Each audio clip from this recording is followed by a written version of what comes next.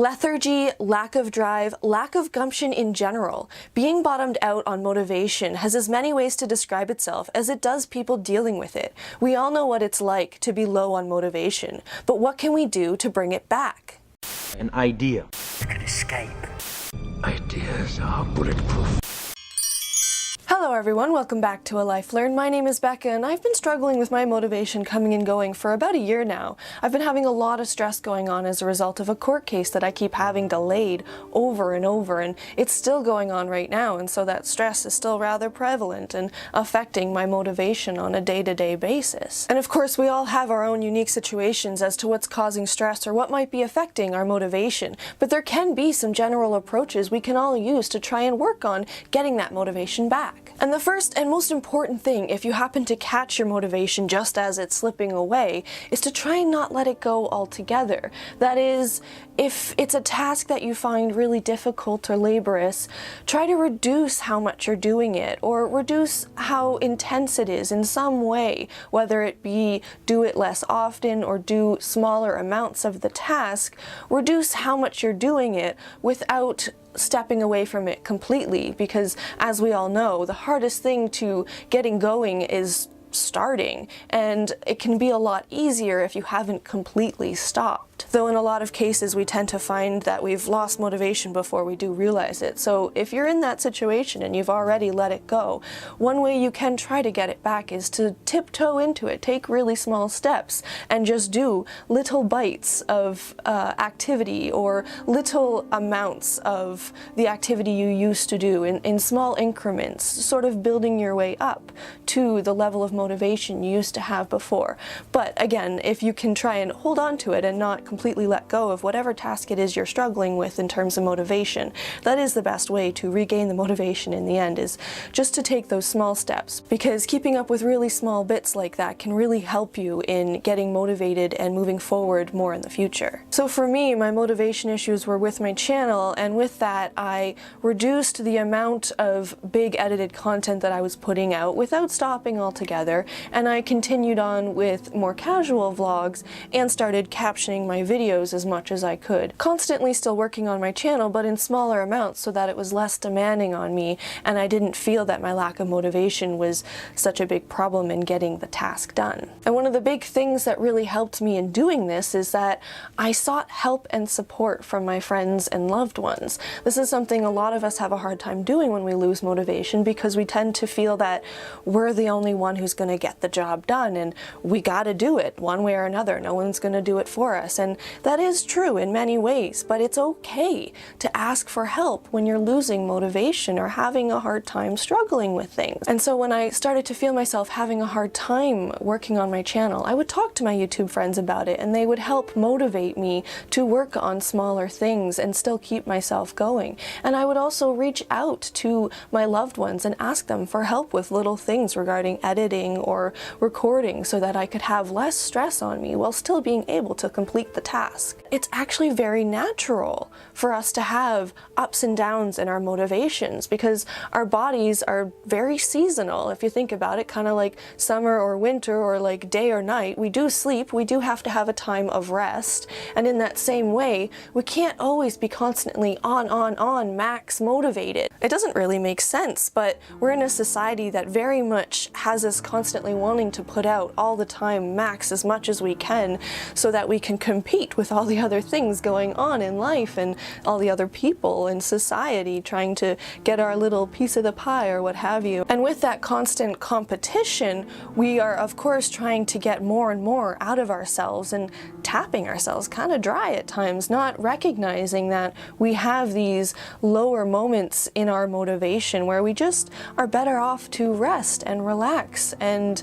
accept that we are in a low time where we can't produce as much, and that a higher time will come as long as we take this time to rest. It's really as simple as sleeping at night so that you can get up during the day, except the cycles are a little bit longer and they vary depending on the person. But one way or another, we do have cycles to our motivation, and having respect for that and accepting that you might be at a low point in your cycle can really help you in dealing with it and enjoying life more and not expecting so much out of yourself. So in my case, I came to realize that I was in this low moment, and I thus should just spend a little time enjoying the things that I don't take time for because I'm working on my channel or working on other things. And so if you have things that you feel passionate about and you enjoy in life that you don't really feel you have time for because you're constantly working and motivated on other things, take these lower moments of motivation to focus on those things that you feel passionate about and that make you happy in life. Take some time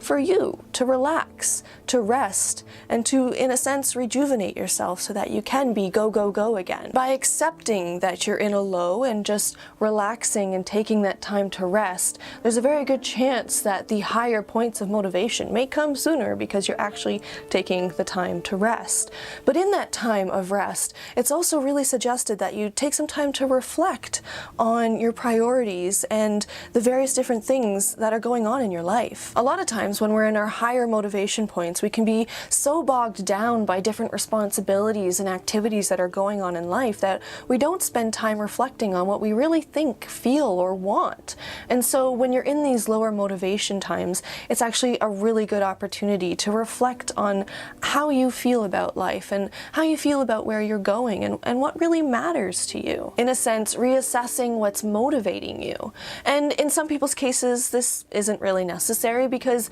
the ebbs and flows of their motivation cycle could just be the main cause of why they're in a low. But in other people's cases, it can actually be a deeper rooted issue with just a lack of direction in their life in general that they're not really wanting to face. And so if you're feeling yourself in this lower point of the motivation cycle, it really is worth your time to reflect on where your priorities are, what really does matter to you, the authentic you, what you really do feel, not what people need you to feel or want you to feel, not what your responsibilities expect of you, but what you really feel and want out of your life. And this could possibly help realign where it is that you have yourself going and thus work on your motivation issues in just helping you find a new direction in general. A lot of us want to feel like we're moving forward or that we have a direction that we're going. And that's just a lot more easily attained if you be true to your authentic self and what you really do feel and want, and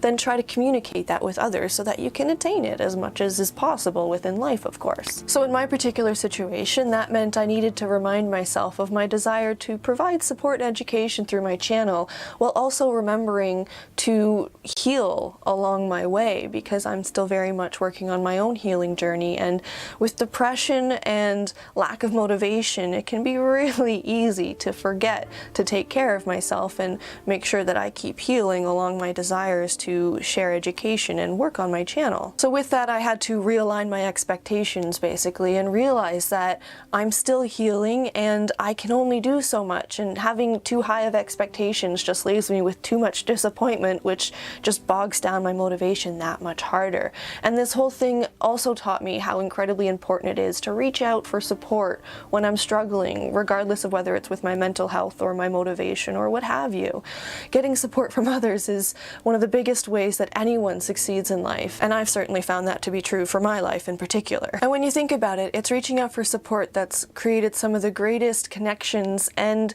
even greatest products in terms of working with others in collaborations and situations where work comes together and ideas come together. You can come up with some of the most awesome stuff, and that can be out of someone just asking for help when they're struggling. So if you're struggling with motivation or drive, don't be afraid to ask someone for help and take a break while also trying not to completely let go of whatever task it is you're struggling with. Just reduce the amount that you're doing it as much as you can, relax a little, and accept that you might be in a low moment of your motivation. In that lower point, you can enjoy some of the things that you really feel passionate about but don't feel you have time for. And as I keep saying, you can reflect on things that really matter to you and come to terms with if you're really going in the right direction. And if you are, by all means, keep on. But if you aren't, it can give you an opportunity to reassess what really matters, what you really feel, and regain your motivation by finding out what you really feel passionate about and then moving in a more authentic direction for your life.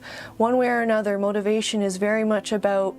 whether you want to do it or not, and whether you're in an up or a down of your cycle. So you need to have respect for both of those things. And if you have any ideas about how to work on motivation, or how you've worked on your motivation, or how I can work on my motivation, because I'm always working on it, please, by all means, do comment that below. This is an open conversation for anyone to participate, because the more help, the better, really. And as always, please do join me again next week, where I try again to share a little something I've learned in life.